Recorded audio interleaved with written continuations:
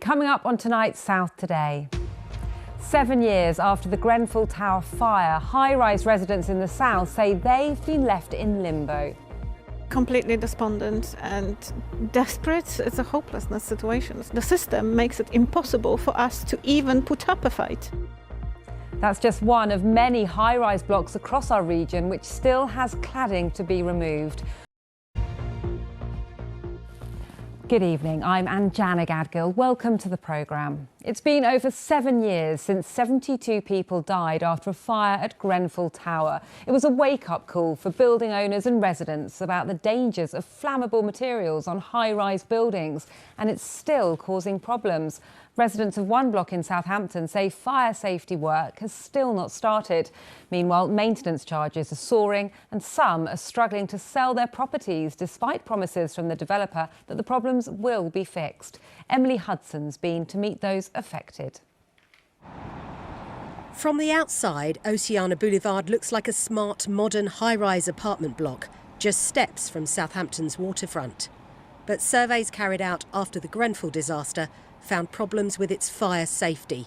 Fire doors which don't close properly, issues with insulation and flammable materials on terraces and balconies.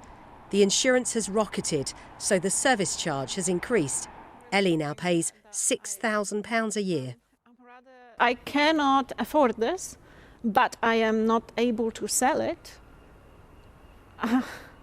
What can I do?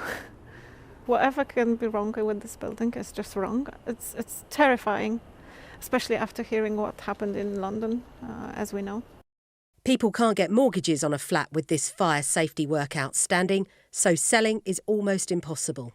We've outgrown this property. I first moved in with my partner and now we have a young family, 2 young boys, and we're being denied the opportunity to move on because we cannot get mortgages on this place, so we're effectively trapped. One lady I met had sold at auction last week for £60,000, less than she paid for the flat 5 years ago, just to get out. So what have we got? So we're looking at one of our fire safety defects here. The Labour MP for Southampton Itchen was given a tour by residents last night, seeing some of the visible issues. Frankly, I'm horrified. The kinds of conditions that people are having to live with, not just for a short period of time until they get fixed, but this is years that fire doors haven't been compliant. There's been water coming in through the smoke extraction vents. That's causing further damage to people's homes. And people feel like they're left in limbo here, not knowing whether they're safe if the worst were to happen. It's frustrating that more don't speak up about the situation and actually explain what is actually happening, because leaseholders are being exploited financially, and more needs to be done to protect them. The developer of the building, Barratt Homes, has said it's committed to funding and fixing of fire safety defects for residents and leaseholders. It said a new contractor will start next week to determine what works are necessary, but hasn't explained the delays so far. Well, Emily Hudson is live outside that block in Southampton tonight. And Emily, it's not the only one with unresolved issues, is it?